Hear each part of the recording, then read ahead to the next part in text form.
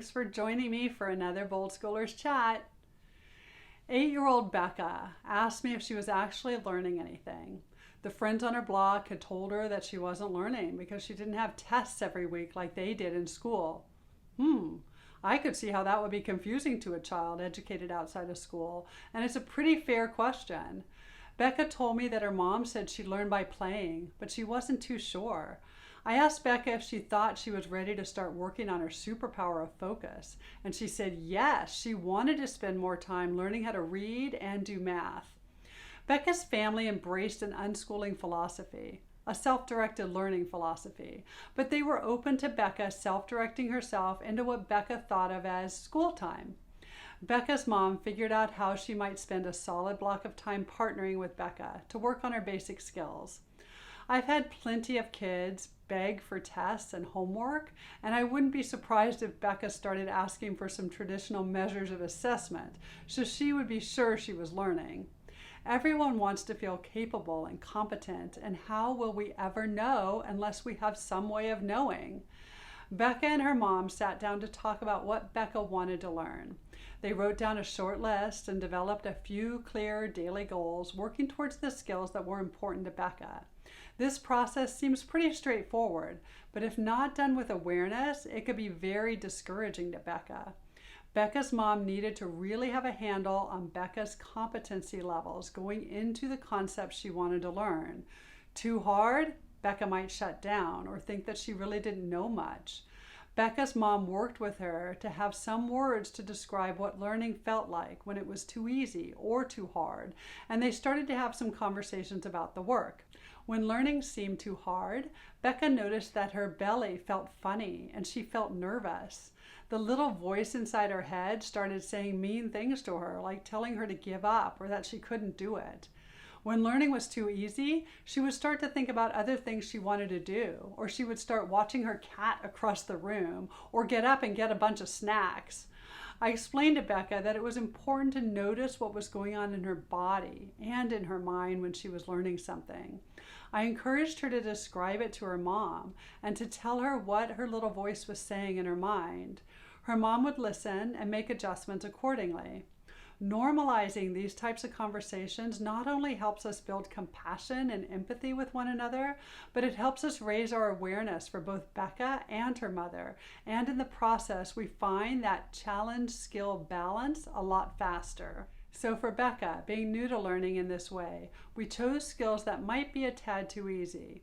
It felt best to err on that side at first, and we easily bumped up the challenge once Becca got going and found her sweet spot.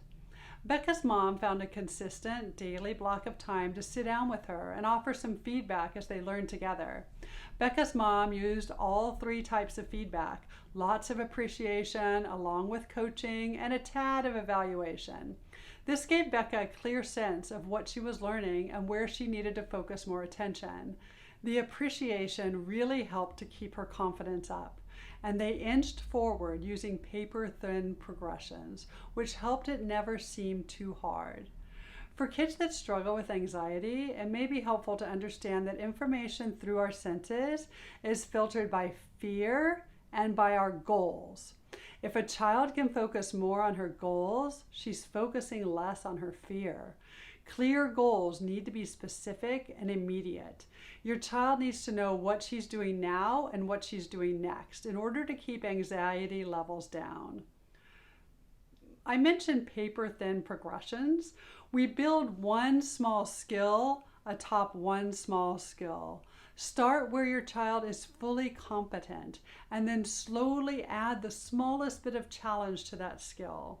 Once that's grasped, do it again and again and again in such paper-thin progressions. This is how we bounce off of boredom and keep anxiety at bay. Becca didn't seem to have a positive or negative feeling around the word testing, but for many kids, and certainly us adults, words like testing and assessment are often loaded because of our own history with such labels.